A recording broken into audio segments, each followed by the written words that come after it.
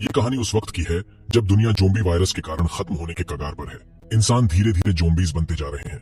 ऐसे माहौल में एंडी नाम का ये शख्स अपने परिवार को बचाने के लिए बोट पर सफर कर रहा होता है। क्योंकि ज़ोंबी पानी में नहीं आते, वो यहाँ अपनी पत्नी और बेटी के साथ सुरक्षित है। एंडी अपनी बोट लेकर धीरे धीरे आगे जा रहा होता है कि तभी उसे नदी के किनारे एक परिवार दिखता है। वो उनसे बात करने के लिए हाथ हिलाता है, लेकिन सामने वाला बंदा उसे गन दिखाकर डराता है, क्योंकि वो नहीं चाहता कि कोई भी इन्फेक्टेड बंदा उसके परिवार के करीब आए। इसलिए एंडी चुपचाप वहां आगे बढ़ जाता है। वहीं एंडी की मुश्किलें अब और बढ़ने वाली है, क्योंकि इनकी बोट पर खाने पीने की सप्लाई खत्म होने वाली है, जिस कारण इन्हें नदी से बाहर निकलना होगा। इसके अगले दिन इनको सामने एक टूटा हुआ बोट दिखता है। एंडी उसके अंदर जाता है, जहां पर उसे ढेर सारा खाने पीने का सामान मिलता है। वो जल्दी जल्दी सारा सामान समेटता है कि तभी उसे पीछे किसी के होने की आहट आती है, जिसके तुरंत बाद ही वो सामान लेकर वहां से निकल जाता है। और अब इनको उस बोट से 2-3 महीने का राशन मिल चुका है, जिसे देख एंडी की पत्नी एवा काफी खुश होती है।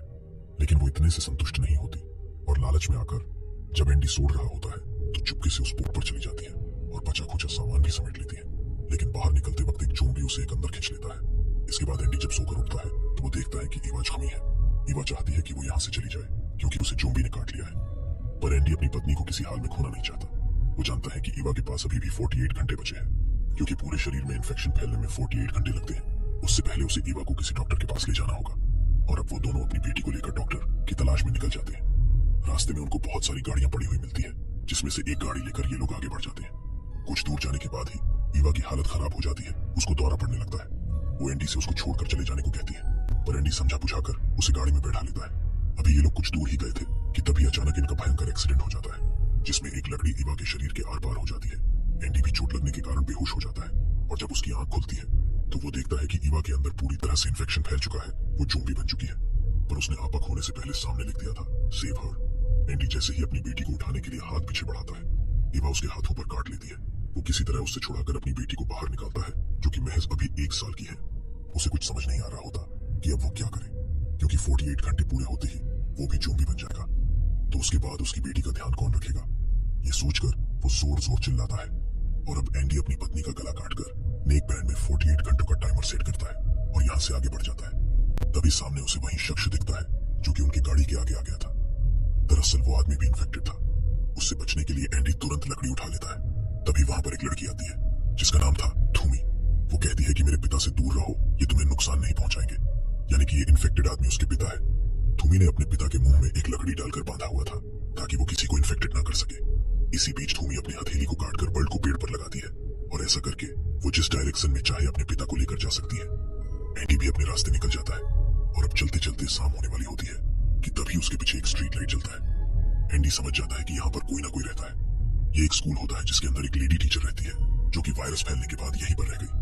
वो एंडी के घाव पर मरहम लगाती है और पूछती है कि उसके पास कितना समय बचा है। एंडी के नेक बैंड में अभी 44 घंटे बचे हुए थे, इसलिए वो लेडी आज रात एंडी को यहाँ रुकने देती है। और अब वो अपनी बेटी को इस लेडी के पास ही छोड़ने की सोचता है। लेकिन ये लेडी कुछ दिनों की ही मेहमान थी, उसे कैंसर था, इसलिए वो अपनी बेटी को यहाँ नहीं छोड़ सकता था।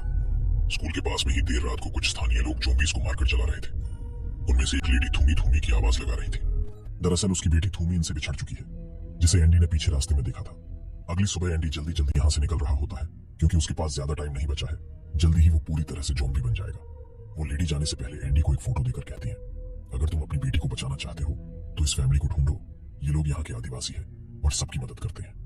एंडी फोटो लेकर वहां से आगे बढ़ जाता है, और जब वो आगे जा रहा होता है तो उसे रास्ते पर एक गाड़ी दिखती है। अभी वो अंदर बैठने के लिए गाड़ी को टटोल ही रहा होता है कि तभी एक शख्स गोली चलाता है। दरअसल उसने एंडी को ज़ोंबी से बचाने के लिए शूट किया था। वो आदमी एक सिलेंडर के नीचे दबा हुआ था और ज़ोंबी पास आ रहे थे। उनके पहुंचने से पहले एंडी सिलेंडर को गाड़ी से बांधकर खींच लेता है और उस आदमी को बाहर निकाल लेता है। इस आदमी का नाम होता है विक कार्टर। कार्टर एंडी को अपने घर लेकर जाता है।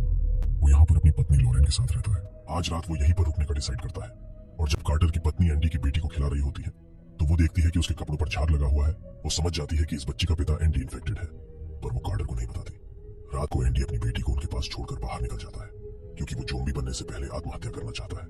तभी उसके पीछे लॉरेन भी आ जाती है। वो कहती है कि ऐसा मत करना, तुम्हें लगता है कि तुम्हारी बेटी यहाँ सुरक्षित रहेगी तो तुम गलत हो। कार्टर एक हबशी दरिंदा है, उसने मेरे पति को मारकर मुझे गुलाम बना लिया है। अगर तुम चाहते हो कि मैं तुम्हारी बेटी को अपना लूं तो तुम्हें मुझे यहाँ से निकालना होगा। और कितने घंटे हैं तुम्हारे पास? एंडी के पास अभी भी 20 घंटे होते हैं। लेकिन इससे पहले कि वो यहाँ से निकलते कार्टर उनको पकड़ लेता है और एंडी को एक लोहे के पिंजरे में कैद कर देता है। उसने वहां थूमी को भी पकड़कर पहले से ही कैद किया हुआ था, जो कि एंडी को देखकर डर रही होती है। लेकिन एंडी एंडी उसे यकीन दिलाता है कि वो उसको चोट नहीं पहुंचाएगा और अब एंडी यहाँ से निकलने के लिए एक जुगाड़ लगाता है। वो वहां पड़े मांस के टुकड़े को चैन से बांधकर चैन के दूसरे सिरे को दरवाजे के बॉटम में बांध देता है और मांस के टुकड़े को जोम्बी के आगे फेंक देता है। देखते ही देखते सारे जोम्बी मांस के टुकड़े के लिए छिना झपटी करने लगते हैं, जिस वजह से पिंजड़े का दरवाजा खुल जाता है और ये दोनों के दोनों बाहर निकल जाते हैं। एंडी यहाँ से सीधे अपनी बेटी को लेने जाता है। उसके साथ थूमी भी जाती है, जहाँ पर कार्टर आराम से सो रहा होता है। ये लोग चुपके से वहां दाखिल होकर लॉरेन और बच्ची को लेकर निकल जाते हैं। तभी कार्टर भी जग जाता है। वो एंडी को मारने के लिए गोली चलाता है, लेकिन बीच में लॉरेन आ जाती है, जिस वजह से उसकी वहीं पर मौत हो जाती है। एंडी और थूमी किसी तरह कार्टर के हाथों से बच निकलते हैं। अगली सुबह एंडी वापस उसी जगह पर लौटने के लिए निकल पड़ता है जहां पर उसने एक फैमिली को देखा था, क्योंकि दूसरे दिशा में जाने पर रिस्क था कि पता नहीं कोई इंसान मिले या ना मिले। तभी रास्ते में थूमी अपने पिता को देखती है, जो कि मर चुके होते हैं। उन्हें इस हाल में देख वो वहीं पर बैठकर रोने लगती है, लेकिन एंडी उसके लिए यहाँ रुक नहीं सकता था। उसके पास सिर्फ 9 घंटे ही बचे हुए थे। 9 घंटे में उसे नदी किनारे उस फैमिली तक पहुंचना होगा। तभी अचानक उसे दौरा पड़ने लगता है, जिससे वो तड़फड़ा कर वहीं पर बेहोश हो जाता है। और जब उसकी चेतना वापस आती है तो उसकी बेटी वहां पर नहीं होती। दरअसल थूमी ने उसे उठा लिया होता है। वो भी इस नन्ही सी जान को बचाना चाहती है, इसलिए ये दोनों चलकर नदी के किनारे उस फैमिली के पास पहुंच जाते हैं। पर वहां पहुंचकर भी इनको कुछ फायदा नहीं होता। उस परिवार का जो मुखिया होता है उसे भी जोम्बी ने काट लिया था, जिस वजह से वो अपनी पूरी फैमिली को खत्म करने जा रहा होता है। वो एंडी से कहता है कि मैं अपनी फैमिली को इस मझधार में छोड़कर नहीं मर सकता।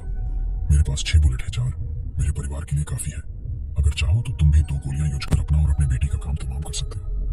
एंडी उसे ऐसा करने से रोकता है, पर वो आदमी नहीं मानता और अपनी फैमिली को मारने के बाद खुद को भी गोली मार लेता है। यहाँ पर जो बची खुची उम्मीद लेकर एंडी आया था, इस परिवार के मरने के बाद अब वो भी खत्म हो चुका था। तभी थूमी दूर आसमान में धुआं देखती है।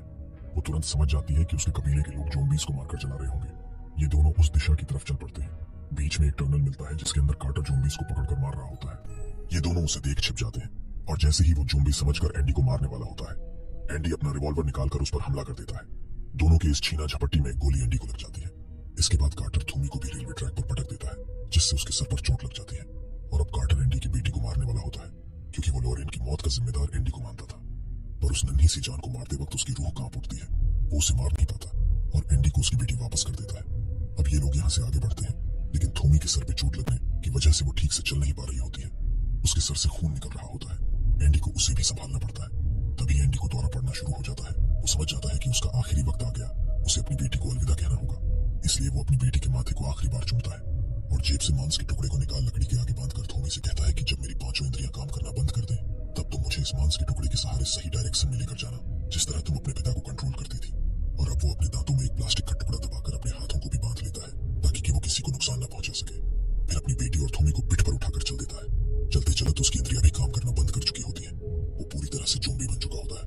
वहीं दूसरी तरफ थूमी के कबीले वाले जोम्बीज को मारकर चला रहे होते हैं। तभी धुएं में उन्हें कोई आते हुए दिखता है। दरअसल वो एंडी रहता है, जो कि अपना आपा खोने के बाद भी अपनी बेटी को उसकी मंजिल तक पहुंचा देता है। वहां पर थूमी की माँ भी होती है, जो अपनी बेटी को सही सलामत देख खुश हो जाती है। उनमें से एक आदमी एंडी को मार देता है। थूमी की माँ एंडी की बेटी को अपना लेती है और ये कहानी यहीं पर समाप्त हो जाता है।